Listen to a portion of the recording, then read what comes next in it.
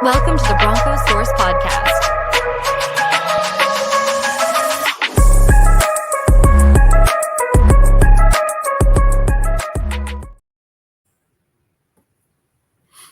What's up, Broncos fans? You may not recognize us because we've been gone for a while, Sean. Unfortunately, life has been crazy busy for me, and I know it's always busy for you with your kid playing football. But it's good to be back here talking Broncos football with you. Obviously, a lot to get to that we have not been able to cover in the last few weeks. But how's it going, man? It's good to see you. Welcome back. Yeah, you too, man. Football is life, man. It's a little different from talking 10U football, but I'm ready to talk some Broncos, man. It's been a good few weeks. There's a lot to talk about. I'm excited, man. Absolutely. So, I mean, obviously, we've got a lot of new Broncos. We've got some Broncos that we had to say goodbye to. I think when it comes to the guys that we're saying goodbye to, Sean, it's a little sentimental for a few of the obviously Javonte Williams. It's so sad that he just never was the same after that injury, right? And then Riley Dixon was a really solid punter for the Broncos. Which of these guys that is not returning, first and foremost, are guys that you'll miss or you think that the Broncos will miss the most? Yeah, I think on a personal note, Javonte Williams, I will miss, and I think you know that. I advocated for him all season long, but I just, I met him as a rookie when I was living in Denver still, and he was just such a great kid, and his potential was just, it seemed like off the charts. It was such a steal in the draft to get him where we got him and to have him play the way he played, leading the league in yards after contact. Yeah, I think it was his rookie year. So, to have that opportunity and then to have that taken from you, it seems so typical for running backs in the NFL, which is sad. So from a personal note, I think that for me, that's going to be the bigger miss. But I think for the Broncos, it's probably going to be Riley Dixon based on production and how well the special teams operated last year. So I think, I think there's some guys out there where we can probably still get them and not really miss a beat. But until we have somebody signed on the dotted line, I think right now, as strange as it is to say that a punter is a bigger miss than maybe your day one starting running back from last year. But I think honestly, when it comes to what we have and what we maybe still have compared to what we lost, I think Riley Dixon may be the bigger team loss right now.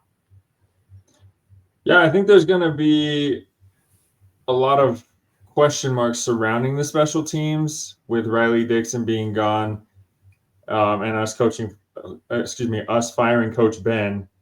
I think we're going to be okay in the long run, but obviously there's going to be some question marks there. Losing Tremont Smith was probably not ideal as well on the special teams department, but Trent Sherfield is pretty solid in special teams. When we first signed him, I was like, what are we doing? Yeah. Why are we? But then I saw that Tremont Smith had moved on. I think, what was it, the Titans for Tremont Smith? I can't remember. I can't remember either that or the Patriots. I can't remember. Yeah, one of those blue teams. Yeah, he's obviously going to be a significant part of the special teams, and that's why they brought him in. I think it was 2 years, $8 million on the contract for Sherfield. So a solid get there. I will be interested to see how the Broncos attack that punter situation. Any ideas on which direction you think they'll go on that? I think they'll go veteran, but I wouldn't be surprised or a late round draft pick of somebody to potentially be like a camp competition type thing just to make sure. So I think as a low risk options there, but I think it was Tennessee's punter, that they released that's still on the market that I know is one of the better ones. The name escapes me right now, but I know he was linked to the Broncos as a potential replacement for Dixon. So, without spending too much time on a punter, I think I would probably go there. And then, like I said, maybe a UFA just to see, what the better long-term solution is going to be for us. Or sorry. There was a lot of talk about, Yeah. And there was a lot of talk about Stonehouse and the Broncos, but I think there's been some water poured on that fire, unfortunately, because I don't think, from the sound of it, it doesn't sound like Denver is interested in signing him. I don't think the Broncos want to spend money on that position based on the way they're operating, but we'll see. We'll see how it goes. Obviously, Riley Dixon was very solid for us, but we can always use somebody who can boom it a little bit better, I think. But we, of course, will miss him. So now that we've got that out of the way, and I do want to wish Javonte the best too, because I hope he does well in Dallas, stays healthy, and maybe finds his old self. But now we have new Broncos, Sean. We have, and I hope I don't butcher names here, Talanoa Hufanga. Oh, that rolls right off the tongue. Yeah. Love it. Dre Greenlaw, and probably the most important signing that the Broncos have had in a long time, and Evan Ingram. A lot of people are not really giving credit to the Broncos for this offseason, which is a little strange to me because I think they've killed it so far. Obviously, we still have some concerns at the wide receiver position, which we'll get to in a minute. But the Evan Ingram signing is really good for the Broncos. We've needed a security blanket for Bo Nix the entire time he's been in the league, which is only one season. But it was very apparent last year, right? When we did get the tight ends involved, it was very, very productive. But we need somebody who can make some more plays there and move the chains a little bit. And Evan Ingram is that guy. Obviously, there's some injury concerns there, but this is an exciting signing for the Broncos, and it allows them to get their tight end of the future in the draft, Sean. Yeah, and so to your point, when you kind of started talking about it and where people aren't really talking about the Broncos, I think the word that I would use is typical. And you and I have had some texts and stuff and just showing where people rank Bo Nix after the year he had and the quarterbacks that they put him behind. I think it's just like when it's all said and done, I have a feeling we're still going to be projected to be third in the division, bottom half of the AFC, which is just crazy because to what we've added in comparison to what we've lost, we're better on paper than we were just a few months ago, a month ago for the Super Bowl. So to think that, I don't know, just to not get credit for it is crazy. But to answer your question, I think you and I and a lot of Broncos country, the second it popped up that Evan Ingram was going to be in town, people were salivating like, this is the dude. And obviously when it comes to all these guys that we've signed, health is one of the reasons that they're available. And if they are available for the Broncos, it's a slam dunk. I think they're all relatively team-friendly deals for Pro Bowl caliber players. So as long as they stay healthy, man, they're all no-brainers. I think we're clearly better than we were at the start of free agency. I think it fills, if you say we had holes, I feel like it fills them. And it just opens up opportunity. We're not in years past where you have to go here in this round because you have to fill this hole or the Broncos can't do X, Y, and Z. That doesn't feel like it's the case. It really feels like whoever that dude is at 20, we're going to take him. And it doesn't matter necessarily what position he plays because we've put ourselves in a great position in the past few drafts, it would seem now, and a couple free agency here back to back and some trades to shore up the defensive line and the offensive line and those things over the last couple of years.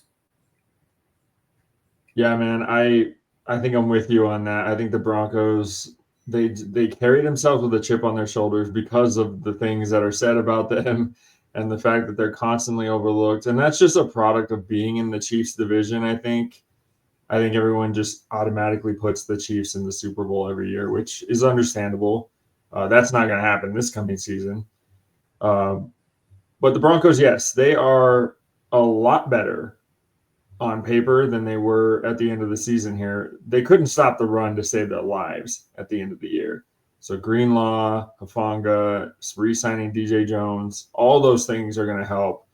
But the big thing with Evan Ingram that keeps being talked about, though, is people keep referring to him as that joker that we're looking for. And as good as he is, and as much as he's going to help us move the chains and be a security blanket for Bo Nix, I just don't think he's a joker.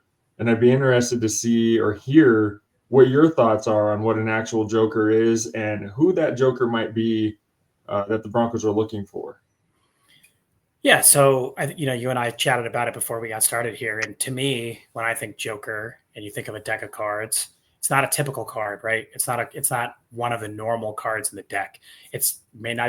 Not every team has one, not every deck has one, if you will. So to me, he's good at what he is, and he's a receiving tight end, and he's really good at that.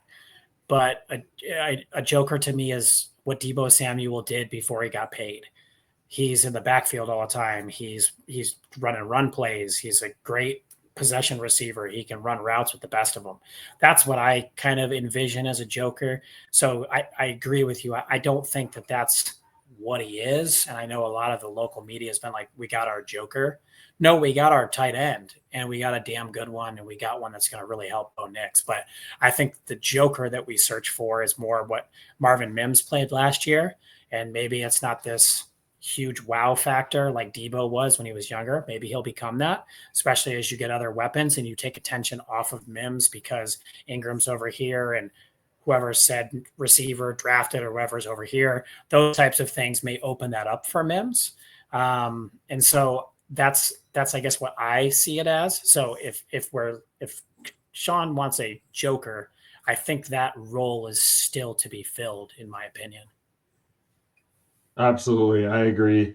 And they're obviously, as good as he is, like I said, he's going to move the chains and everything like that. And I don't think that he's going to have any issues with Bo Nix. There are some injury concerns. He was on the injury report 6 times last year, missed 4 games.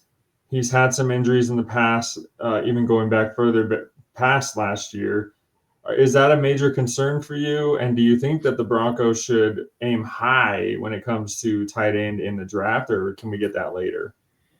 I mean, when you play for the Giants and Jaguars, everything's hurt. Your pride, your soul, your body, just trash. You know what I mean? So it's like, sometimes when you see situations like that, and I don't want to joke too much about his injuries. I'm sure he was hurt and things like that. I'm not putting that aside. But when you play for teams like that, what's your motivation to be back sooner?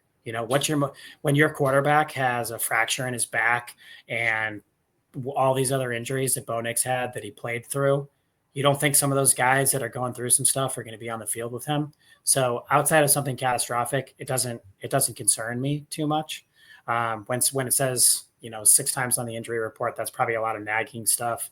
So hopefully he's beyond that. Again, when we started, we said, if they're healthy, these are slam dunks. If they're not, we're right back where we were, which is unfortunate. But to answer your question about tight end in the draft, in my opinion, I would still go tight end in the first round. And the reason for that, for me, is outside of Brock Bowers, tight end is one of the hardest positions on the field. And I do believe that challenge does take a couple of years. And so to have the luxury of having a veteran like Evan Ingram to help Loveland along, I think makes a bigger long-term difference for us, right? First round tight end, that's a 5-year commitment. If Ingram wants to come back, we're rolling. You sign him to another 2 or 3 year while we're still on Loveland's rookie deal. And you play a lot of 2 tight end sets, which, like we talked about, or what I was saying before, I think we have an opportunity to draft a weapon at 20. And so if it's Ginty that falls, if it's a Tetaroa that falls, if they're like no-brainers that you have to take there, I get it. But I do think that having Sutton be our number 1, and I know you want to talk about that a little bit, I think having 2 tight ends like an Ingram and a Loveland takes a lot of that weight off of just the dire need to get the number 1 receiver. And we can just kind of spread the ball around a little bit. You're not throwing it up to Justin Jefferson because he's down there somewhere.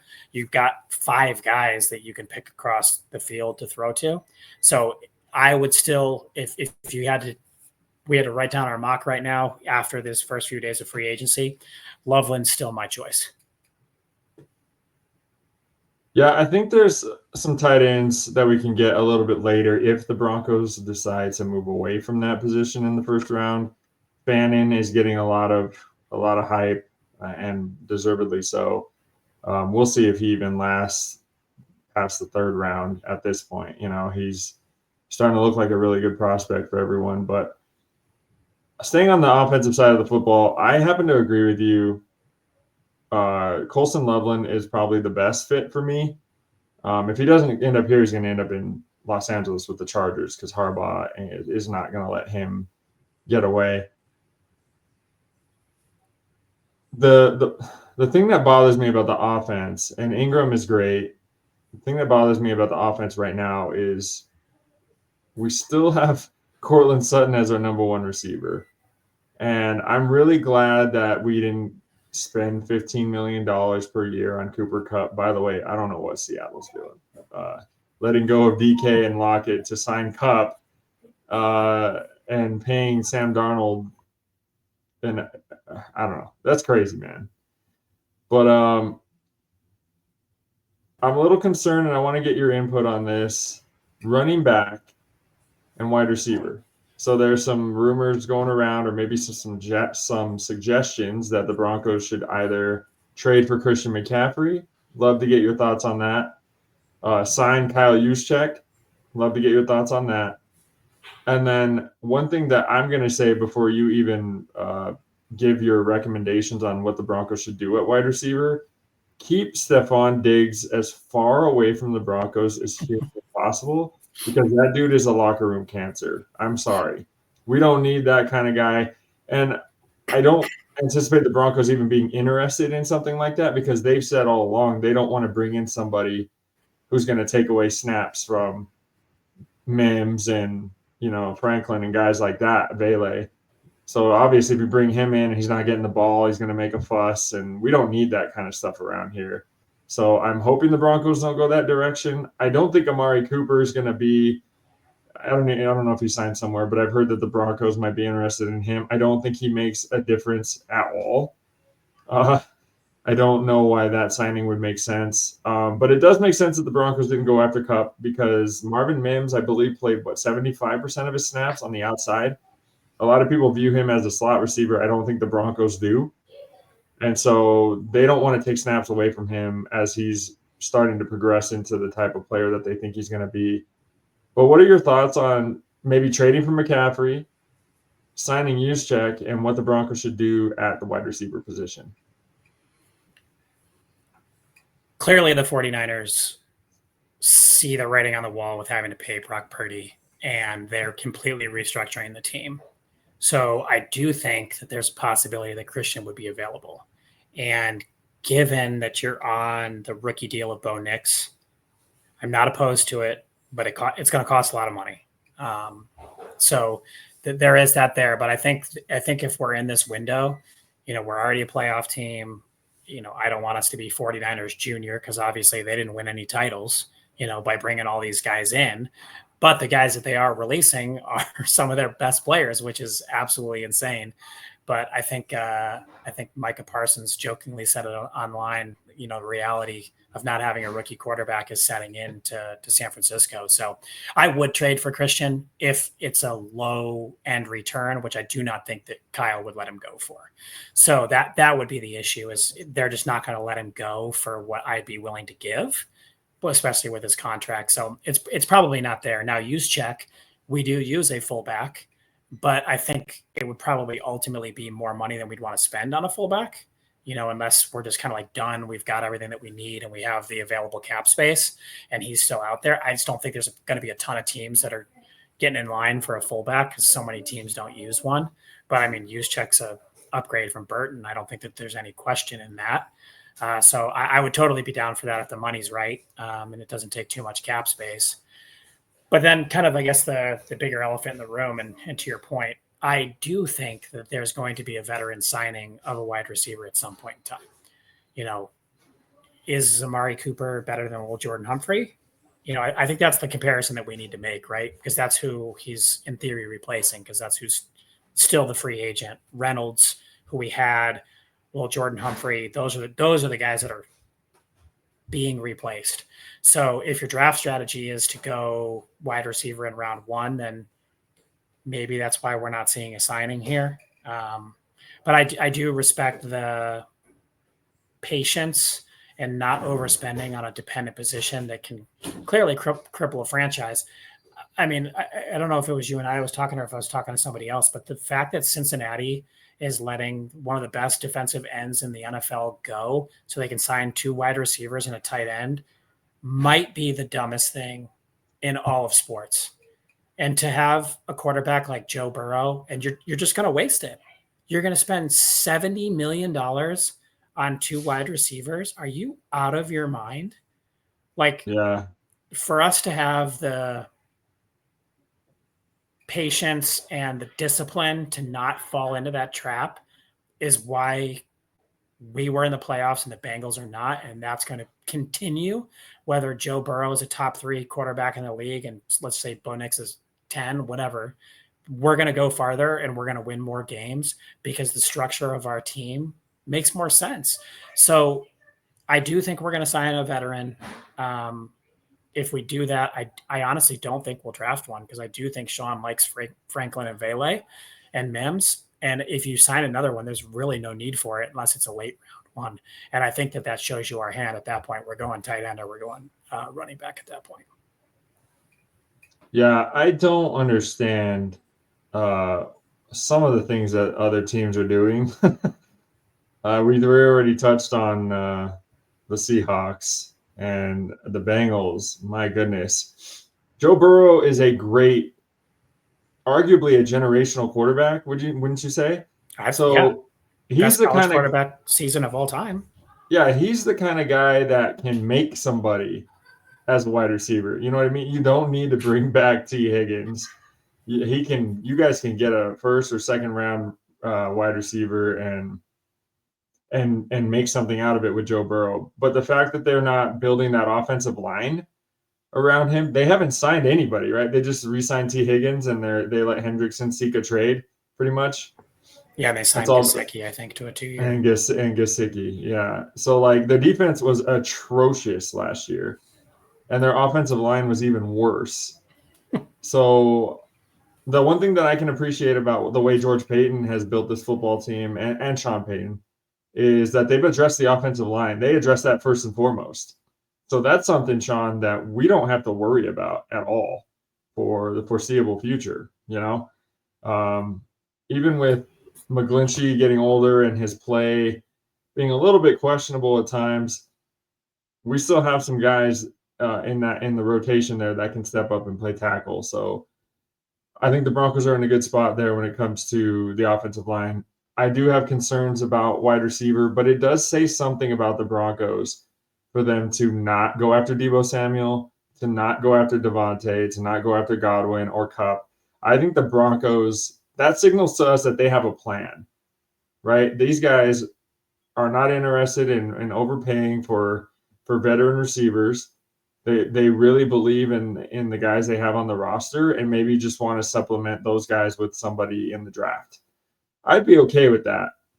Would a veteran presence be okay if we're talking in comparison to Lil Jordan Humphrey? Yeah, of course. If we're talking Amari Cooper versus Lil Jordan Humphrey. Although there's been talk that Lil Jordan Humphrey might convert to tight end or wants to convert to tight end. I don't know if you've heard anything about that, but still obviously some holes on the offense, but it really, really seems like the Broncos have a plan and they know what they're going to do and how they need to execute it. So I'm not that concerned, but obviously right now on paper here on March 14th, you know, it's like it doesn't look the best to have. And I'm not saying Courtland Sutton's not a good wide receiver. I think you and I would agree he's not a number 1 receiver. He's a solid receiver, but he's not like a playmaker. He's not anybody who's going to take the top off a defense or anything like that. A solid wide receiver who should be a number 2. So I'll be interested to see what the Broncos do on that side, Sean, come the draft. But going to the other side of the football real quick, Dre Greenlaw, I mean, what an upgrade. 82.6 coverage grade. I think it's the top. He's in the top 3 since 2022, I think it is. So to have him complementing Singleton is outstanding. Obviously, there's huge injury risk there, so I understand that. But I think we were a little bit wrong of wanting to go after Bolton and Singleton because then we would have had 2 Singletons. You know what I mean? 2 guys that are downhill. They're good against the run. tackling machines, but we didn't have anybody who could cover, and the Broncos got eaten up on that, as you saw pretty much all season, but more towards the end because Cody Barton's play kind of declined a little bit. And then Talanoa Hufanga is an upgrade over PJ Locke, who the Broncos still have under contract for now for another season. PJ Locke is one heck of a depth guy to have, though, at the safety position. I think you would agree on that. Well, let's talk about these two guys and how they upgrade this defense, Sean. And let's talk about these contracts, too, because I feel like the Broncos, they didn't rip these guys off or lowball them or anything, but they got pretty good value out of these contracts. Yeah, I think, I think I read a couple places. Jones and Hufanga are very similar from a safety perspective, and there could be some issues there because of the style of play. But I mean, the way that I look at it is when you have Pat Surtain on the field, you can do a lot of things that 99% of other teams cannot do. So you can put one of them down in the box. You have less concern of coverage over the top on his side. And Riley Moss is a great corner in his own right. So to have coverage corners like that allow you to have downhill safeties is a complete game changer. So if the two of them are healthy and rotationally with PJ Locke, to keep these guys healthy for one, and to have, you have, in theory, because PJ's done it, you have 3 starting caliber safeties on this team. Greenlaw is a tackling machine in addition to his coverage ability. So to have 2 guys that average probably, I don't have the numbers in front of me, but I got to assume that him and Singleton both average over 100 tackles a year. So to have downhill fast guys on a defense that Vance has people going all over the place, I mean, you improved at really the only positions you could improve at, outside of, you could say Hendrickson and Myles Garrett are obviously better than Zach Allen and those things. And there's marginal improvements there, especially if they were in a good defense, but you didn't have to pay them $30-40 million a year to improve your defense. So to your point, the contracts, they're guys that are injured. So you get them, if they are not injured, the contracts are absolute steals. They're great deals for those guys. They're kind of prove it deals. We're showing faith in those guys. And man, if they're healthy, and that's an if for every team every year. I know how this game is played. So if they're healthy, this is a game-changing defense. And you made offensive improvements that we're going to continue to see. So to have a defense on paper like we have, I don't know how you're not excited, man. This is like, I never want to compare anybody to the Super Bowl 50 or the Orange Crush, but if healthy, we have maybe the best defense in the league. If not the best, we're damn close. I agree with that. The Achilles heel of the Broncos defense last year was run defense. They could shut anybody down passing. So I think that they have more than potential enough to be the best defense in the NFL. And with Ingram signing and the other moves that the Broncos are going to make, I think we're on an upward trajectory. I think the Raiders are probably going to be on an upward trajectory. So we have to keep up with the other teams. The Chargers are obviously already good. Bringing in Najee Harris was a good move for them. They like to run the football, and he's one of those ground and pound kind of guys that you can just hand the ball to 25 times a game if you need to, And for the Chargers, not that this is a Chargers podcast, but they really need to run the ball well to keep Herbert healthy, because they have not been able to do that or protect him very well. So the Broncos are making the moves that they need to, because every other team is also going to be making moves to try and catch the Chiefs. And I think the Chiefs' reign ended in that Super Bowl blowout to the Eagles. So hopefully I'm right, Sean. But yes, this defense is going to be amazing. I'm interested to see if the Broncos are going to pony up for Zach Allen. I do see them paying Benito. I'm not sure that they would pay both. What are you thinking on that front? Well, from what I've read too, extensions for Zach Allen and Cortland Sutton would also save us from a cap perspective. We would have even more cap money. And obviously the rest of Russ's money comes off the books after this season. So I think we're in a unique opportunity where we can, depending on what the guarantees are and moving money around and things like that. And obviously having the richest owner in all of football allows you to do some of those things to manipulate the cap as we have to pay guys. I think they do, and I think they will. They are showing that they want to pay their own guys and the guys that have earned it here. And I know Zach Allen's not like our guy. He hasn't been here his whole career, but I think he fits the culture. I think 25 million is a lot. It's a stretch. But that's what he wants. That doesn't necessarily mean that's what he's going to get. Is he happy here? Are you happy at 22? I don't know what those numbers look like. I'd have to have, other defensive ends money in front of me. He's not going to get Myles Garrett money. So I don't think we have to be concerned there. That does skew the market and changes just averages for people and what you would get on a franchise tag and things like that. So those things do matter.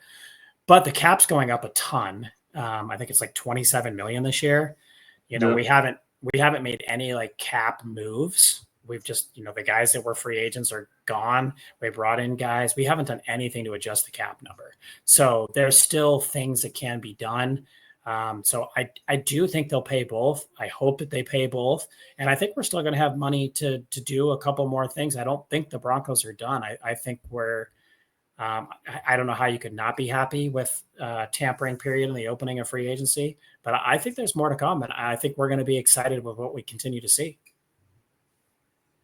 No doubt, man. And plus, like we've been talking about, the draft should be very lucrative for the Broncos. One thing I wanted to touch on real quick before we wrap this thing up, Sean, the Broncos were tied for first in injuries that caused men to miss a game last year.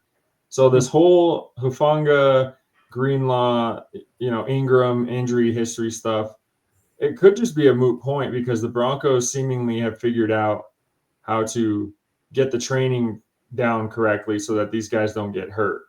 I think that may have played a factor in getting these guys to sign here too. Say, hey, look, we'll take care of you. We'll keep you healthy here. And obviously Bo Nix is an appeal. Surtan's an appeal. Sean Payton's an appeal. Just the defense and the ownership, like you said, guys are going to come here now because they know that the Waltons are going to spend money, the Walton and Penners. So I think the Broncos can only go up from here. And like we've talked about numerous times, this is Bo Nix's rookie contract. So if we're already this good when he's on a rookie contract, I mean, look out, and we got another 2 years before we have to pay him, probably, before we start having that conversation. Obviously, if we win a Super Bowl next year or something like that, he's going to get paid right away, I would assume. But obviously a long way to go there. But Sean, I'm excited about where the Broncos are going. I'm excited where they're at right now. I'm really glad that Vance Joseph is still here. We have had some turnover, obviously, in the front office and in the coaching staff, but I think Sean Payton has been preparing for those things, and he's been one step ahead of it the entire time. So I think we're good there.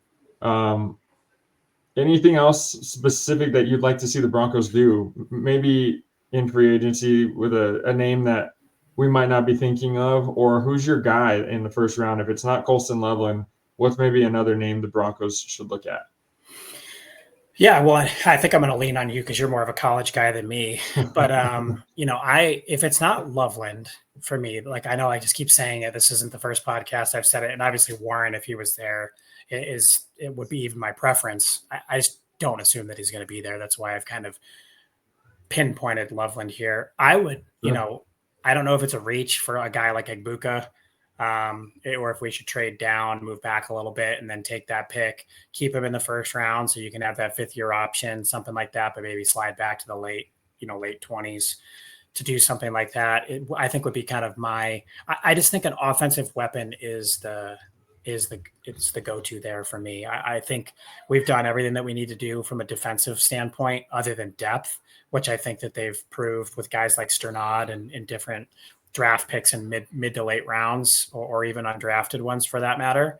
So I think we'll get some depth there. So I'm not concerned there. I want whoever this joker is, or whoever your future number 1 receiver is, or a top flight future going to be here for a decade tight end. That's for me. I don't think there's any reason to go anywhere other than offensive weapon on offense. But like I said, man, you're the college guy. You tell me who's the guy, who are the guys that we all need to look for.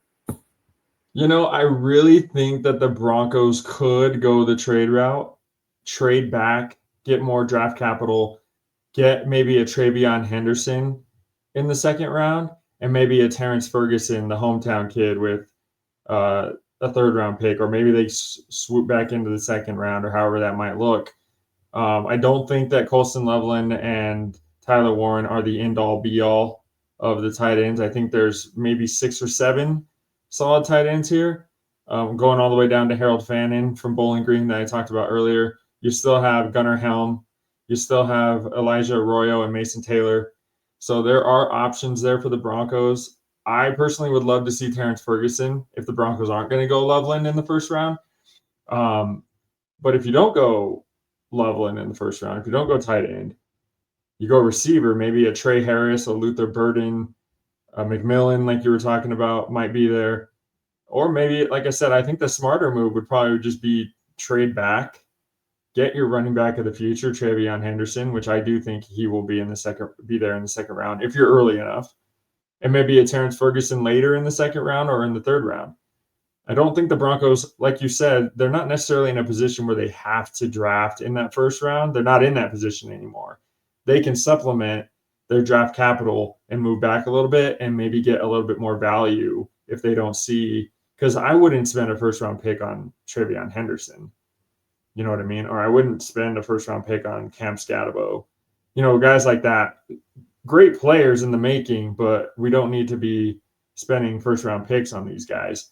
So I'll be interested to see what they're going to do. This is a great draft for the Broncos to have these holes, if you will, on offense, and they're going to be able to address them.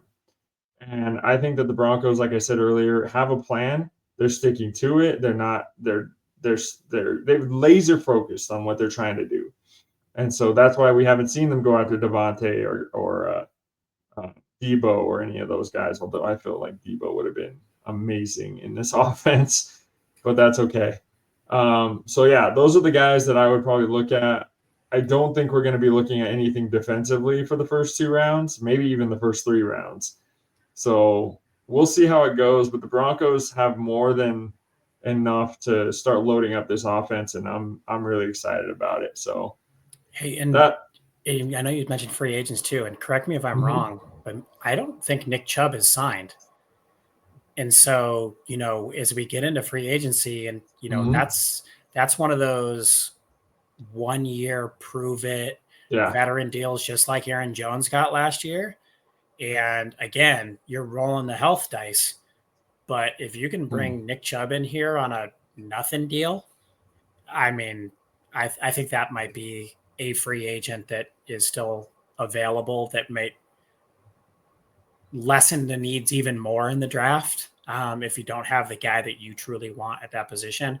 So to answer your potential free agent question, that's the name that's still kind of sticking in my head as I surf the internet and see who's signed. I don't recall seeing Nick Chubb signed. I feel like that's a name that would have been a headline, and I feel like he's still on the streets and could fill, a temporary hole there as a 1 year stopgap.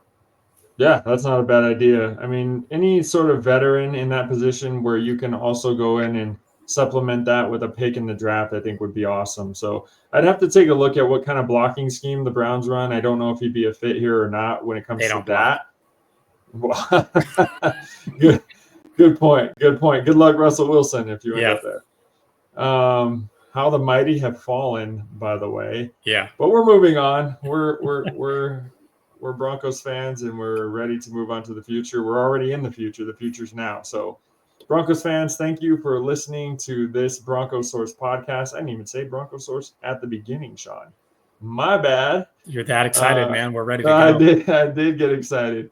Find us on Apple Podcasts, YouTube, wherever you can find a podcast. I am at Mile High Mez. You can follow us at Broncos.Source on Instagram. We're looking forward to the draft. We're very excited, and we're going to be here with you guys along the way. I apologize for the hiatus. I was moving, and there's just all kinds of stuff going on. Sean's got a kid who's a football prodigy, so he's busy with that. So we'll be with you guys more often for the rest of the off season, and we're looking forward to it. 2035, man, for the Broncos. Let's go, baby. He'll be Bo's replacement. So thank you guys. Tune in next time. And as always, go Broncos.